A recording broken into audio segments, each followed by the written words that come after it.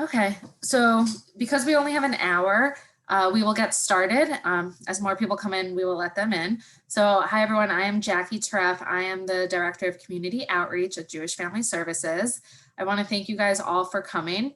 This month is actually National Stress and Awareness Month. So it is a perfect time for us to be doing this panel with you. So I wanted to give you some background. We have 3 professionals on our panel today. Thank you to everyone who did send in questions. We'll be sure to have those answered for you today. So just some background of our 3 specialists. We have Heather Moraldo. She's the lead career strategist for our Career and Employment Services Department at Ruth and Norman Rales Jewish Family Services. She received her MSW from Florida International University and holds a BS in communication from the University of Miami. Prior to joining JFS, Heather worked as an in-home therapist and group home social worker for a Jewish adoption agency in South Florida. She is a lifelong learner, good communicator, and relationship builder with exceptional skills in planning, resolving conflicts, and solving diverse problems. Heather is empathetic and passionate and has extensive experience in researching and locating resources to empower and assist her clients in moving their lives forward. Thank you for being with us, Heather. We also have Lori Conglos. Lori is a licensed mental health counselor, and she's the director of the JFS Domestic Abuse Department. Lori counsels survivors, helping them to cope with their anxiety and fears using trauma-informed CBT and mindfulness practices. Thank you, Lori. And we have Ariel Mansour. She received her bachelor's and master's degrees in social work from Florida Atlantic University. She began her social work experience by interning at a treatment center for women suffering from substance use disorder and co-occurring disorders, where she facilitated therapy groups and provided support for the clients. Ariel continued her experience at Ruth and Norman Rales Jewish Family Services as a clinical intern, where she provided counseling services for children, adolescents, families, couples, and adults. After completing her internship and acquiring her MSW in 2019, Ariel was hired as a community outreach coordinator at JFS. Ariel works closely with the South Palm Beach community to provide support groups, one-on-one counseling, case management, and much more. So we want to thank the 3 of you for being with us today. I know some people have sent in questions, so we appreciate that. We're going to kind of go through the questions that were sent in, but this is an opportunity for all of you too. So if you have any questions, please put them in the chat and we will get to them. If it's related to something, we'll try to get to it right away. If not, probably towards the end, we will. And as more people hopefully come in to join us today, we will also let them come in. So to start, Lori, can you tell us a little bit about what stress and anxiety is, and also a little bit about the difference between anxiety and a natural fear of response?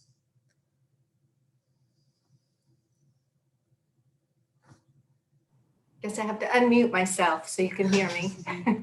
So yes, I really like this question. Welcome everybody. I'm so glad that you're here on our panel on stress and anxiety, which is really a pandemic, right? Inside our pandemic, we're just, so many of us are suffering with stress and anxiety.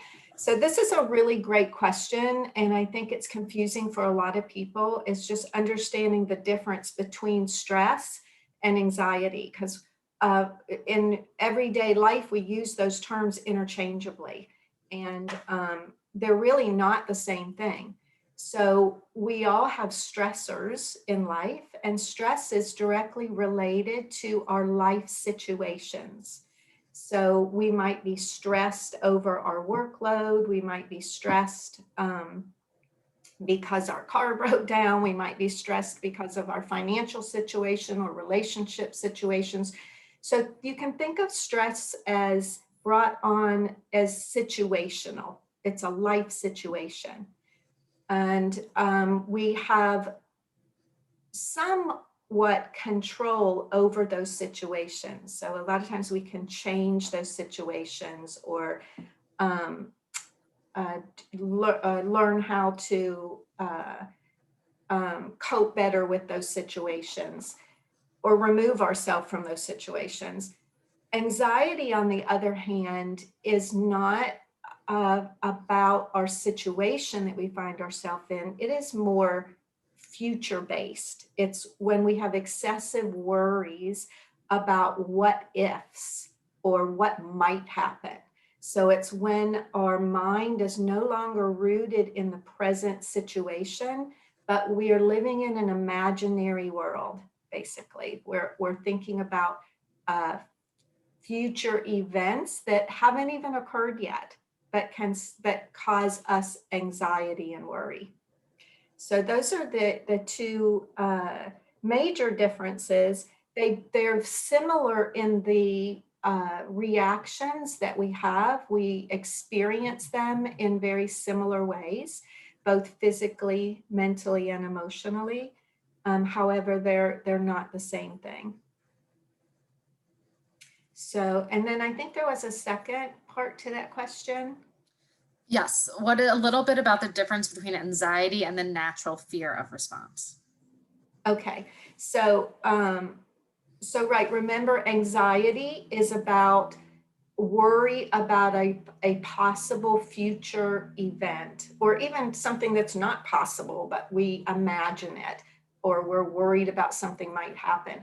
Our fear response is something that's automatic. It's part of our sympathetic nervous system. So when we are presented with some sort of danger, an actual danger in our life, our body is hardwired to help us cope with that situation and keep ourselves safe.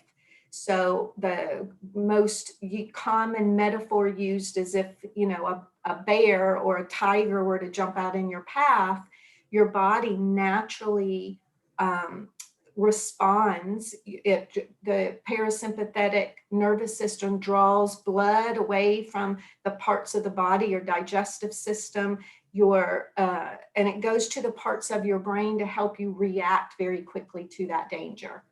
So what happens in anxiety is we will a lot of times almost get addicted to that response because of our stressful life circumstances, or we may have been dealing with anxiety, and so our mental patterns get used to operating in this manner. So it's almost like the switch gets stuck on. We're on ready mode, and that's the difference between anxieties, like fear on stuck on ready mode all the time. So fear is natural and healthy. Anxiety is not. Thank you. Ariel, can you share with us what is a coping technique and some examples of a healthy versus unhealthy coping technique that you might use to manage your anxiety? Yes. So you might hear the term coping technique, but you might also hear coping skills, coping mechanisms, and those are all the same thing. And basically what they are is they are what we do as humans to manage our emotions in the moment. So what you might define as a coping skill for you might be different than someone else. We all have the different things that we do that just help manage whatever emotions we are dealing with. So when we say healthy versus unhealthy coping techniques, some of the, I guess you could say sort of the professional terms that we use is adaptive coping skills and maladaptive coping skills. So sometimes we develop adaptive coping skills. So for example, maybe we go to speak with our support system, maybe we go for a run, maybe we do yoga, maybe we do deep breathing, maybe we solve whatever problem is happening. Maybe we laugh at whatever is going on. Maybe we just take a break, we walk away. So these are all adaptive equals healthy, positive coping mechanisms. These are things that are really good for us to utilize when we are feeling stressed, anxious, depressed, all these different negative emotions. And then we have maladaptive coping skills, which are what we call unhealthy and negative coping skills. And I always want to point out that just because a coping skill is not healthy, it's good to remember that it is still a coping skill. So if you are using an unhealthy coping skill, it is still good to acknowledge that we're trying. We're trying to cope. We are doing our best. And, you know, it's good that we're at least coping in that moment. However, we want to achieve an adaptive, healthy coping skill. So, for example, for some maladaptive skills, drinking alcohol, doing drugs, maybe binging on food, avoiding the problem, numbing ourselves, being impulsive, and in some serious cases, self-harming, right? So again, all of these things are still coping, you know, so as it is good, you know, it is good to acknowledge, listen, maybe I'm engaging in some of these maladaptive skills, but I am still doing my best to cope. And we just want to try to shift those into adaptive coping skills. So, you know, instead of maybe, let's say, drinking wine every night before bed, maybe we do a meditation, maybe we go for a walk to calm ourselves down. So we want to maybe start to shift into some of these healthy coping skills, but it's okay sometimes if we are engaging in some of those maladaptive negative coping skills. It's really normal to do so. Sometimes we're just going to want a glass of wine, or we're going to want to, you know, engage in some of our comfort foods, and that's okay, because in moderation, you know, it's okay to do, but we want to do our best to achieve those healthy coping skills. Thank you. So I know we hear about the word mindfulness a lot. Heather, can you share what mindfulness is and how it can help somebody with anxiety? Sure. I think that it really piggybacks a lot off of what Lori said earlier, when she was explaining the, different world that you become in when you are anxious. You know, it's this future world. It's where you are worried about things. And I actually, it's funny because, I try to come up with different ways for people to think about these things. And I'm not a monies person. That's why I'm in social work. And so I try to come out from it from a different perspective. And I remember this quote, and it really makes sense to me. So I'm hoping that, it really catches on with a few of you. But worry is an interest paid in advance on a debt that you may never owe. So it's really, it's something that, we're all, there are things that we can worry, but we have to think about what's in our control, right? So that's kind of where mindfulness comes into play. We need to think about what's in the present moment. And that's what mindfulness is. It's being aware of the present moment. And it's okay. We all kind of drift into the future. We drift into the past. Sometimes we catch ourselves doing that. But the practice of mindfulness itself is actually catching yourself in those moments, bringing it back and saying, yeah, I was, thinking about the future. I was thinking in the past, but being mindful is saying, I was doing that. And now, right now, I'm sitting in this, panel right now, listening to Heather speak. So it's being what's going on right now in the moment. The more you focus on what you're doing here, the less worry that you have time for. So it's really, bringing yourself back. This is a practice that I do. I actually have a watch that instead of it telling time, it says now. So rather than, you look at the time and you're always worrying about the next thing, but really, what about this moment right here?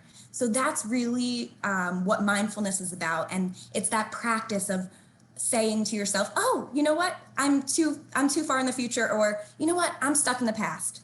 It's kind of bringing yourself back and saying, what am I doing right now? Focusing on that, because the more you focus on that, like I said, you won't have time to do this worry that, like I said, it may never even, come about. The problem may never manifest.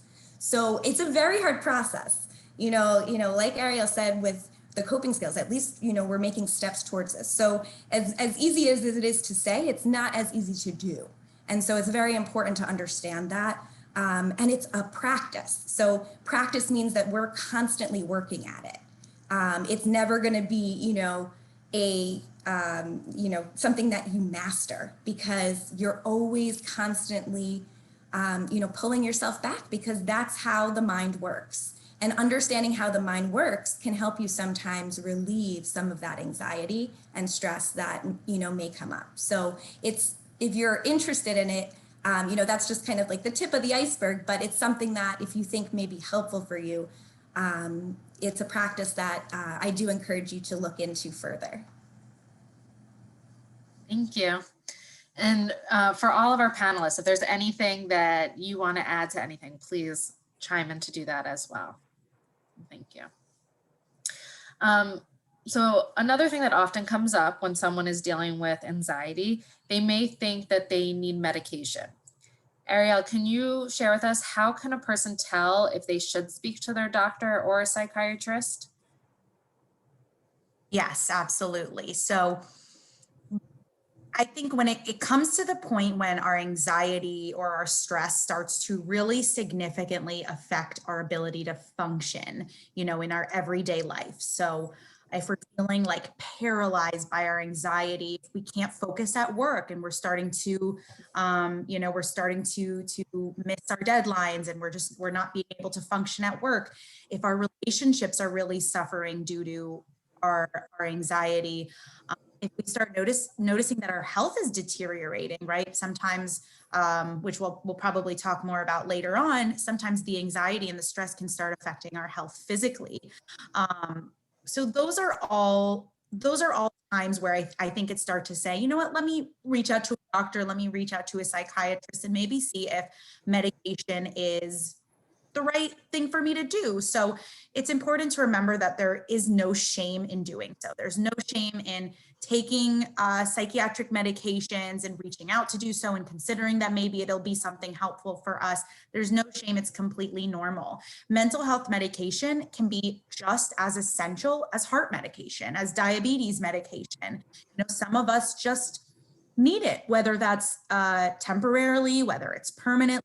Sometimes we just need it to cope. And, we could go into the science of it, as, there is research on how some of us do have a chemical imbalance in our brain. And no matter how much therapy we do, no matter how much meditation we do, sometimes it's just not enough. And we just need a little bit of extra help to help us look at our world in a little bit more of a logical, organized way. Because what happens when we kind of have a chemical imbalance is our mind and our thoughts are all over the place. So sometimes medication can just help sort that out a little bit. And a lot of us also do have a genetic predisposition to anxiety, depression, all of these different mental disorders. And that also is a time where we might say, you know what, I might need this extra, help, or I might really find it helpful to be taking some sort of prescription medication. And just to give a little bit of education as well on psychiatric medications, because it is good to know if you do decide, you want to consider looking into it or reaching out to a doctor. The majority of the medications that are prescribed for anxiety specifically are actually antidepressants. So if you hear someone say, oh, I'm recommending an antidepressant, and you're thinking, wait a minute, I'm not depressed, I'm anxious. Don't I need something like Xanax? But actually, the majority of the time when someone does have anxiety, they take antidepressants, which are known as SSRIs, which stands for selective serotonin reuptake inhibitors. And for example, you might have heard of Zoloft, Lexapro, Prozac, and those are all different SSRIs. And what they're intended to do is to help individuals manage anxiety in the long run. So for those of us that really are dealing with, a lot of anxiety, constant anxiety in our daily life, that is usually the medication they would look into. And it does sometimes take a couple weeks to a couple months for that type of medication to start working, because it kind of adjusts to your body. It's not like you just take one and it, helps you for the day. It is a daily medication that can help people in the long run, help them get back to a balanced state. There are also a lot of those medications that you've heard of, which are benzodiazepines, which include Xanax, Ativan, Klonopin, and those are also used to treat anxiety, but those are used to treat anxiety in a short term. So really those are meant for people who are dealing with intense anxiety for brief periods of time. So let's say you have a fear of needles, right? Maybe before you have to go get your blood taken, you take one. Maybe you're afraid of flying. Some people will take a benzo diazepam before they go on an airplane. So those are really meant for just once in a while when we are having really intense spouts of anxiety, which is really normal. It absolutely happens. However, the reason that we're not supposed to take those constantly on the daily is because there are really dangerous side effects, which mainly include addiction and dependency.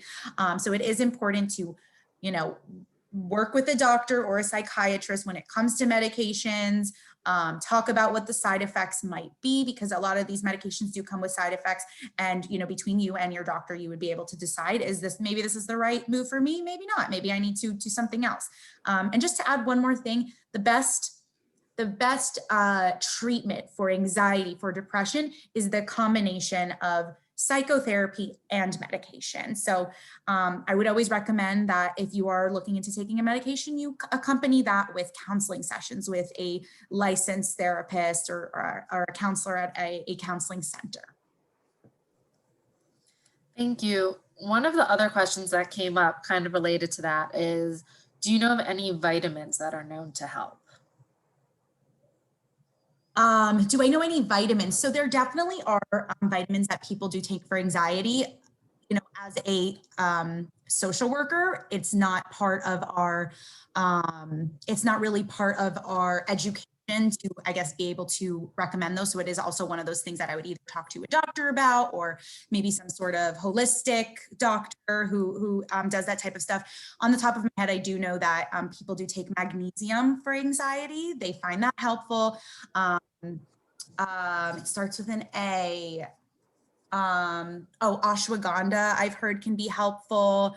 But, that's just kind of, I guess, off the record, because there is not, I guess, the full amount of research. Those things are not necessarily FDA approved. So I would definitely either speak to a doctor or some sort of holistic practitioner about vitamins. Thank you.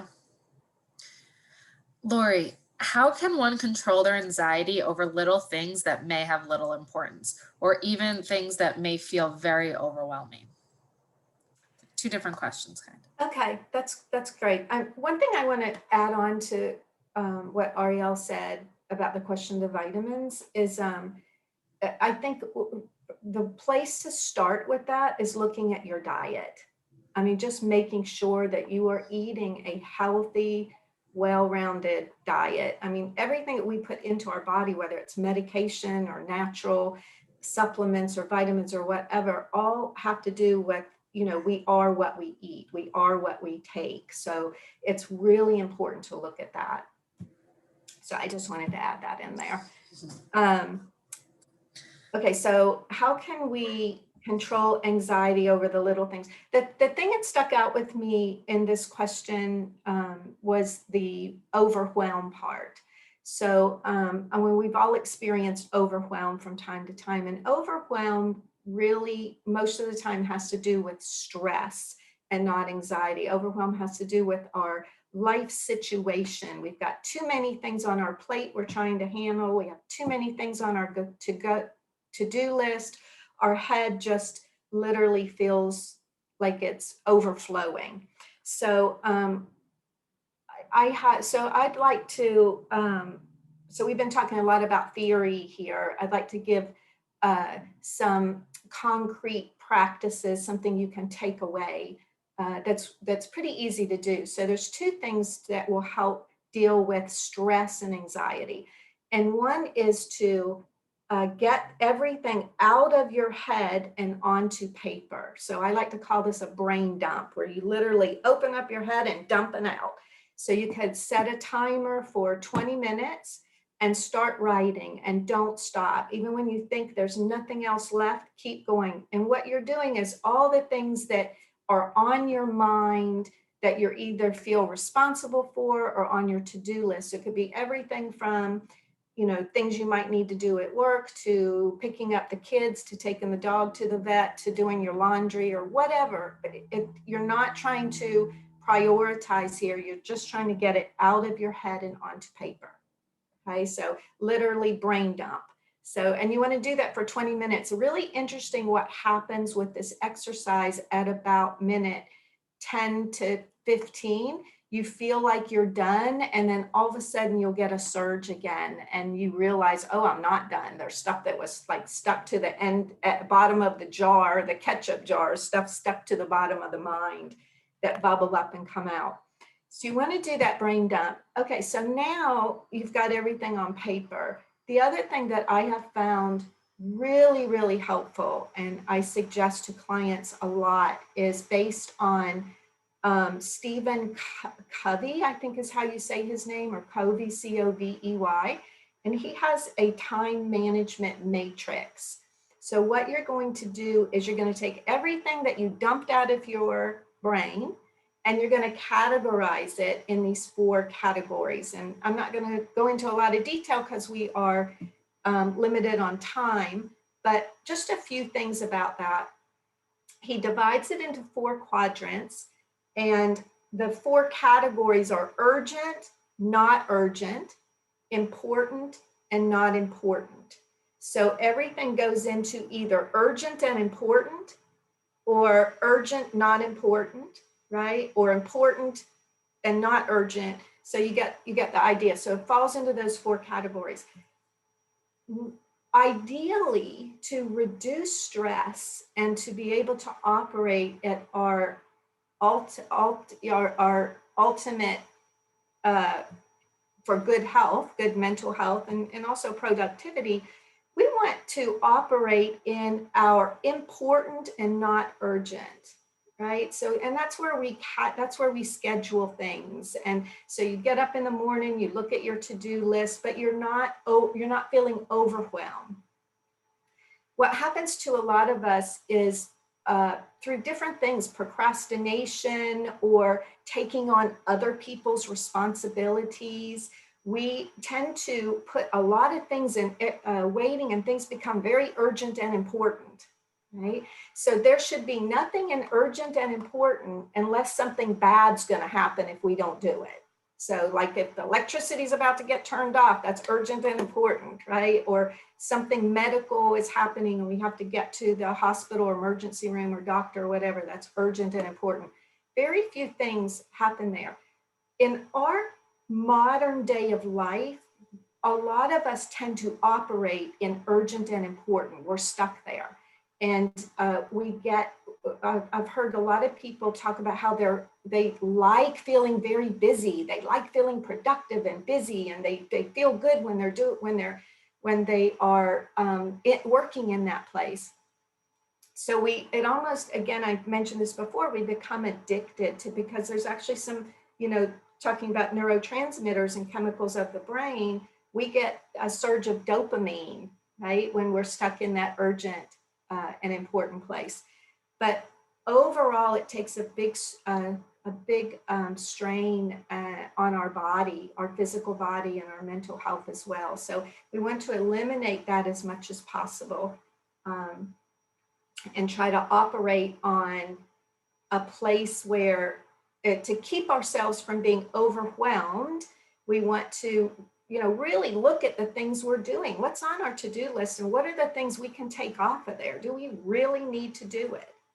Right? One area that shows up a lot is a lot of times, we've got emails coming in and telephone calls coming in, and all these notifications coming in, and people asking us to do this. And so a lot of times, not only do we take on our own urgent and important, but we'll take on other people's urgent and important and it becomes urgent to us. So we really want to take a look at that too, and first reduce as much as we can off our list altogether, and then really be sure we're categorizing it. and operating, again, we want to try to operate in that realm of what we're doing is actually important, but it's not urgent, right? I hope that answered that question. Thank you. It's a great reminder to set that up every day so you know what to do. Feeling overwhelmed. Thank you. Heather, I know we already spoke a little bit about coping skills, but how can you use your stress in a productive way? Sure. Ways to live every day like that.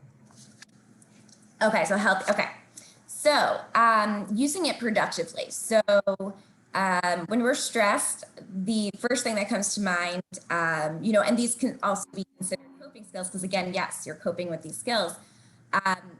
Exercise, right? So that's using it productively. Exercise can, like Lori's talking about endorphins, that's kind of what, so if you're stressed, think about taking like a kickboxing class, right? Punch that bag, get that stress and anxiety out. Or, there are, it really depends on what you specifically enjoy. So me personally, I'm a singer. So I sing, when I'm stressed, and it gets anxiety out because, it's a way for me to express myself. So you have to think about ways in which that you can express yourself. So it's different for everybody, right? We're all unique. We're all different. We all have different ways of, expressing ourselves or enjoying ourselves. And it's important that you think about that. Lori was discussing just before about how we're constantly busy and want to be busy, but we also need to take time for ourselves. And that's ways to kind of use the stress productively is, there's like techniques, like specific techniques that you can use. Specifically, I think about what you can control and what you can't, right? So I make a circle, and the outer circle is what you can't control. What can't you control in the situation right now or for the day, so if you're thinking about the day, what can't you control? And then in the inner circle, what you can control.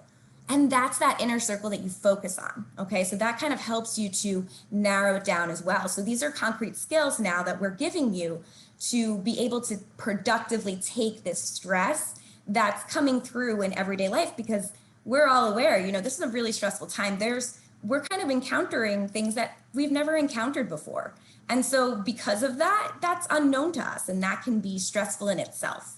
So, navigating it, thinking it through, and thinking about really what is in your control, because ultimately we know that we can't control other people. We can't, control the thoughts of other people. We can't control, I'm in career and employment services, so unemployment systems, there's things that, we can't control today, the job market, but what can we control in that? And really giving yourself back that control. And that really helps when you're feeling stressed. So that's a way to use it productively. Like I said, it really also depends on who you are as an individual, the ways that you like to express yourself. You have to set up times for yourself to relax sometimes. As Lori said, we're constantly on the go. You need that relaxation to kind of fill your cup again. They always say you can't pour with an empty cup, and that's true. So you can't give of yourself, to all your other responsibilities unless you also care for yourself. And so that's ways to kind of think about it. Know that, think about what you can control, and then also, put in some areas where you can also relax and express yourself, so that not everything is kind of bottled up, throughout the day, because there are so many different things that can come across, and, really, it feels like a bump in the road, and it feels really important and urgent at the moment. But if we just take a step back, and that's really what it's all about, is taking that step back, figuring it out, figuring out a plan, figuring out what you can control, and moving forward. Thank you. And I think that's a great example. In today's world, there's so many things we can't control, like our working from home. You might have children at home. You might have family members that are sick that you're not able to be there and help them. So really making that bubble of what you can control and the outer things. So that's a great tool. And kind of leads into our next question for Ariel. When life changes, how do you cope with anxiety and stress? Some examples that people wrote about are, you know, if a spouse has died and they were responsible for the financial situation, what do you do? So how do you handle situations like that? Sure. So I think first and foremost, we want to remind ourselves that it's so normal and it's inevitable that we're going to feel some sort of stress or anxiety when there's a change in our life. Because when there's a change, we are entering outside of our comfort zone into a zone that is new, is different. It's just not what we're used to. Even if it's a positive change, even if, you know, we went from being unemployed and not being able to pay our bills and suddenly we're employed and we're able to start, you know, supporting ourselves, that still might cause anxiety. So even positive things, any sort of change, you know, inevitably we're going to feel some sort of anxiety. So firstly, just acknowledging that I'm going through something that's different, whether it's good, whether it's bad, I'm going to feel anxious. And there's a lot of research to show that just by acknowledging what it is that we're experiencing or feeling, that right there can release a little bit of the stress and the pressure that is happening. And reminding ourselves that just because we feel that anxiety or that stress, it doesn't mean something bad is going to happen. A lot of the time we might feel anxious when there's a change and feel like, oh no, if I feel this way, something's going to happen, something bad's going to happen. But we have to remind ourselves that it doesn't mean something bad is going to happen. It's just a very normal response to a change in our life. So even that, you know, that the anxiety we're feeling could even mean that something really great is going to happen, right? Again, like those positive changes, you know, maybe we're feeling anxious and we can say, you know what, this is good. This means something good is happening. This means I'm having this positive change. I'm moving into this, you know, new territory. And that's leading me into the directions of whatever my dreams are in life, the relationships I'm going to have, goals I want to reach. So to reach goals, to achieve what we want, there's going to be anxiety and stress that happens in that process. So what do we do about it? You know, firstly, practicing some sort of self-care, because anxiety, stress is exhausting. Usually if there's a change, we're busy, we're doing a lot, we're having a lot of responsibilities, and we want to make sure that we are giving ourselves time to recharge. Just like Heather said, we can't pour from an empty cup. So we can't help anyone else. We can't put effort into our work. We can't be there for our children if we have nothing, if we've been sucked of all of our energy and we're so anxious, we're so stressed. So engaging in some sort of self-care practice and being intentional about that as well, because self-care just doesn't happen. We have to intentionally say, today I'm going to do this, or maybe I plan for my week. I have a calendar and this is what I'm going to do every single day. Even if it's just 5 minutes a day, even if it's just once a week, something that makes us feel good. Exercise, a nice bath, taking a walk. It could be as simple as just a couple breathing practices. Those are all different self-care practices. Also, we want to make sure we're practicing self-compassion and patience. Again, we're going through a huge change. We're dealing with something that's stressful, right? Maybe a financial change, maybe a pandemic, right? So we need to have compassion for ourselves and say, you know what, it's okay to feel this way. It's okay to feel stressed, to feel resentful, to feel all these different emotions, and to have patience with ourselves. Sometimes we want to say, okay, so I feel sad, I feel stressed. I'm going to let myself feel that way. I'm going to allow that in. I'm going to say it's okay. I'm not going to try to push it away. And I'm going to have patience with myself because I'm a human. I'm not perfect. We're all going to be stressed. We're all going to be anxious during change. You know, so just having that compassion and patience for ourselves, giving ourselves time to breathe as well. You know, breath seems like a really simple thing, but it's actually more complex. And when we are stressed and when we are anxious, we're not taking as many deep breaths as we should be. So just taking a minute to stop, take a couple deep breaths can release some of that stress that we're experiencing. And also assessing exactly what it is that's causing the anxiety, right? So like I said, like Jackie had asked me, for example, maybe someone is dealing with a financial situation. So we might ask ourselves, you know what do I have control over here? Is there some sort of solution? Can I call a financial advisor? Can I reach out to the Career and Employment Service Department at JFS and see if I can find, you know, some work that can help me overcome this financial issue? Maybe we are dealing with loneliness, or social anxiety or something like that. So we engage in some Zoom, some Zoom events, a community, event. Maybe we call a new friend, maybe we reach out to someone. So sometimes we can see, what do I have control over here? And maybe there's some sort of small solution to this issue. It might not completely take away the anxiety and the stress, but it might just, again, relieve some of that distress that we're feeling. And then, asking ourselves, what do I not have control over, right? So maybe I don't have control over the situation at all. Maybe the only thing I have control over is my perspective, the way I look at it, what I make of the situation, how I look at it, and embracing whatever is happening, embracing. So maybe I am out of work right now, and maybe I'm embracing this time to myself to work on a new business, to work on relationships in my life, right? If everything else is out of my control, let me embrace what it is I do have control over. And for whoever asked about struggling with financial issues, I do want to mention that JFS is having a special financial panel event as well. So this one's stress and anxiety. We're going to have one for finances with a professional finance person. So that I'm not exactly sure what the date of that is, but that is going to be happening as well. So if you want to learn more about managing finances and dealing with that, because that is a big issue right now going on, that is going to be coming up as well. The date of that is April 27th. And at the end of this, I will put some resources for everyone in the chat, and we could email it out also. And that will be one of the resources we provide you. So thank you. Lori, how can someone not let other stress and anxiety build on their own? Can you share some tips on how to deal with that? So how to not take on other people's stress? Yes. Yeah, so this is really building on a lot of what Heather and Ariel already said, really about looking at what we have control over and what we don't have control over. And I would even go as far as to say the majority of, or even the vast majority of the things that we worry about, we don't have control over them. So,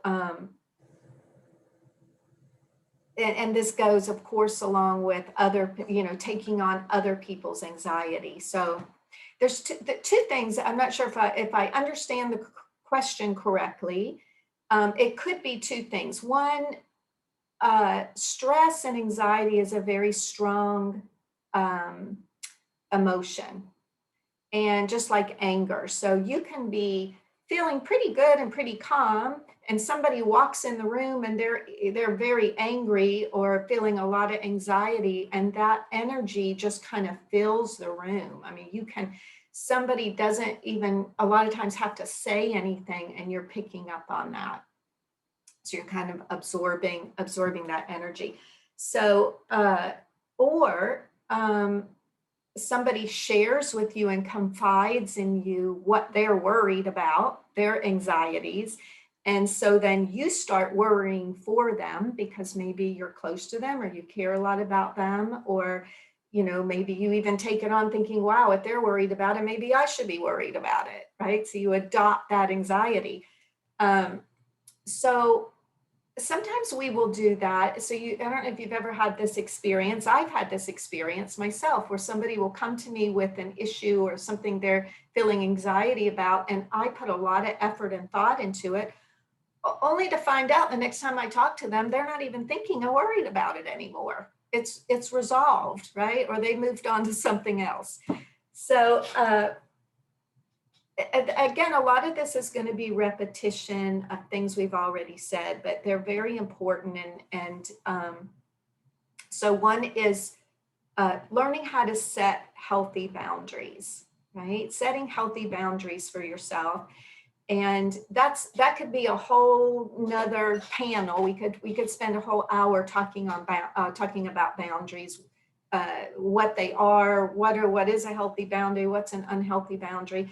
But basically, having healthy boundaries is taking care, number one, of yourself, your own physical, mental, emotional health, because just like I think it was Ariel that said it, you know, if you're not taking care of yourself, or Heather using the analogy of, you know, you can't pour from an empty cup. So if you don't have healthy boundaries, you're not taking care of yourself, you're not going to be able to deal with your own stress, much less anyone else's. So being able to set healthy boundaries, again, self-care is repeating the importance of self-care that Ariel brought up. And that could be a lot of the things she mentioned. It could also be self-care could be part of doing the exercise, the time management, making sure you're managing your own time is self-care. Making sure that if you are struggling with anxiety or depression, therapy is also self-care. So along with all the other things, making sure your diet is good, making sure you're getting enough rest, making sure you're getting enough exercise. These things are so important, and they are I talked about earlier. And if you look at the brain dump of all the things you've written down, for most of us, you'd be hard pressed to care in there. It's not even in our mind. We're not even thinking about it. So you have to make that priority. It's not, self-care is not a luxury. It's not something you do when everything else is done, right? It has to be scheduled first. You find out where that goes on your calendar or on your to-do list. It goes first, and then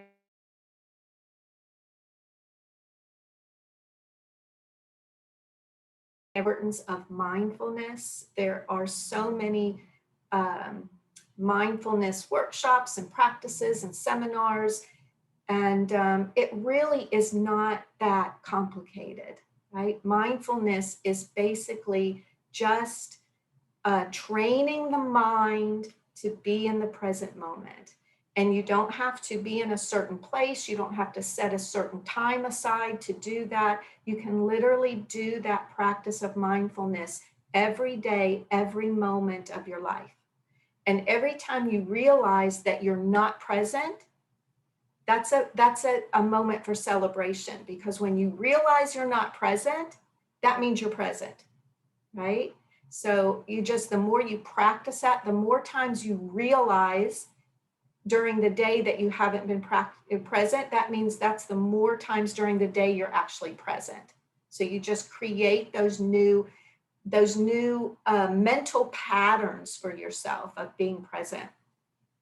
And then, you know, as far as like taking on other people's anxiety, it's really about getting really clear. This goes along with boundaries about what are you willing to do? What are you able to do?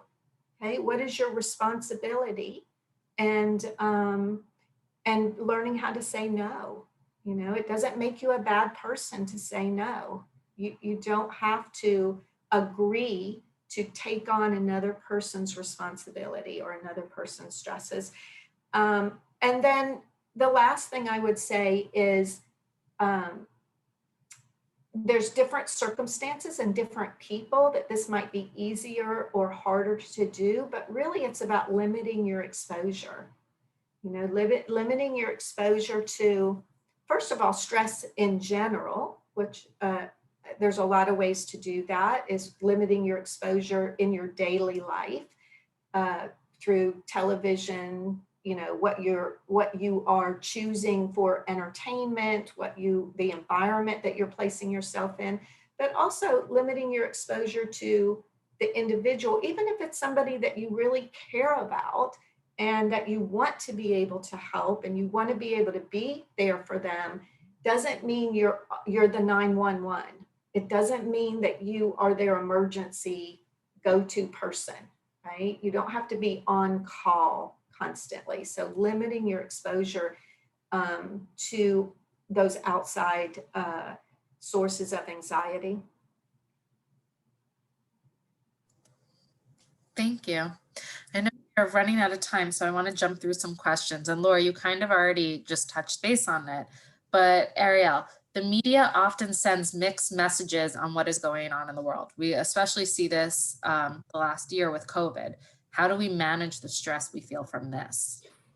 Yeah. So I won't even go into why this is stressful because I think that's self-explanatory. I think everyone has felt some sort of sense of anxiety from the news and the media and what is put out there. So just to give a couple tips of how we can manage this, how we can cope with this stress. Firstly, we know that it is important to be informed. We know that we should be informed. We should keep updated on the important things, but we also need to give ourselves a limit, to kind of assess, like, how is this causing me a major issue? Is this really making me distressed? Is this really making me super anxious? And kind of prioritizing what's important. And I think when it comes to that situation, if we've assessed that this is causing major stress, I really want to be informed, I want to know what's going on, but I'm feeling just awful mentally, then we need to, I think, decide, I think my mental health needs to come first here. So what we can do with that is to give ourselves a limit, a time limit, right? So maybe we give ourselves 1 hour a day if we're really like sitting hours a day reading and watching, or 30 minutes a day, right? A realistic limit that we can stick to. We know we're giving ourselves that time to be informed. Maybe we have a couple websites or channels that we know are reputable, that are, give out true information that we believe. And, we spend a little time on those websites, and we stop, and then we shut it off when our limit is over. Other times we might need to just completely take a break. Again, if this is really causing us major anxiety and major stress, we might need to just take a break from it. Again, our mental health, I think in a situation like this should come first, because I think it's been mentioned that our mental health can affect our physical health. So we don't want that to happen. We want to, do everything we can to avoid having physical health issues, and some more serious mental health issues. We can, switch to other activities, activities that help recharge us. So kind of like some of those self-care practices we mentioned, doing things that, make us feel uplifted, positive. Maybe we read a good book, we watch our favorite TV show, maybe we have conversations with actual people. And also, trying to maybe find some news websites, some news channels that put out positive news. The majority of the news that we take in is negative, is bad things that are happening, which, we want to know about. Of course, we want to be aware. However, it's great to hear a little bit about good news that's happening, because there is a lot of really great things happening in the world, but unfortunately, it's a lot of the negative stuff that's really put out there, because that's what makes people watch. That's what makes the news channels money. But there are positive news outlets out there. I don't have any specific names, but you can definitely just look it up, ask around, and there are some positive news websites. So sometimes that might be a good thing to do. And then, like we've said many, many times in this, focusing on what you do have control over. And we know that pretty much anything that's on the news, we have no control over. We have no control over anything that's coming in and that we're hearing. So we do have control over turning it off, doing things that make us feel good, and practicing self-care. Thank you. I know we only have a few minutes left and everyone's time is valuable. So I do want to share, I'm going to put some information in the chat about the support groups that JFS runs. We have monthly groups running. This flyer in particular focuses on groups through our outreach department, Lori's DV department, and our career and employment services. So I will put that in the chat so you guys all have access to that. I'm also going to put the flyer for our financial self-care program that we have coming up. And I want to give our panelists a second if they want to share anything else. And if anyone has any questions, please feel free to ask. Also, just so you know, I will put the main number for JFS on here as well. We have counseling services available to anyone. So if anyone is feeling stressed or overwhelmed, or maybe you just need a little bit of one-on-one counseling, we are here for you. So please make sure to take advantage. There are a lot of great resources in our community, and we would like to help you guys find them, whether we're one or another one. So I don't know if anyone else wants to share anything. I'm sorry, I don't remember if you added this, but we are going to be doing this again. It's tomorrow night, right? Yes. We're going to be doing this again tomorrow night, and we are going to be covering different topics and answering different questions. You might hear a couple of the same things, but we are going to be talking about different things. It will be another opportunity to ask more questions if you didn't get a chance to today. So you're welcome to tune into that as well. Yes. Thank you. I'll put the flyer again. That's also, I just put in the chat. So if you want to register for tomorrow, you could click on that link there. That's in the flyer. I just want to interject one thing to piggyback on top of what Ariel said about turning off news and so forth. I highly suggest that if you're feeling overwhelmed and a lot of anxiety, you can just literally turn it off, walk away. If anything really important happens, somebody will tell you. You'll find out. We don't have to be on top of everything all the time. Thank you, Laura. That's very true. I see David has his hand up. So you are muted though, so we can't hear you if you had a question. No, I accidentally hit it. Oh, okay. I had a topic that I put in the email, but we really didn't get to that. Okay. I'm sorry. I know it was hard to get to everything with only an hour. Yeah. I did put my email address, and David, I will get back to you to your email. But if anyone does have any questions or needs any support, also my email address is in the chat as well. So please feel free to reach out. We do hope to, this is our first panel that we're doing, and we hope over the next year or two to do more on different topics. So also if you find that there's a topic that is affecting you in the community or something that you would like to learn more about, we would love to hear from you as well. So please let us know.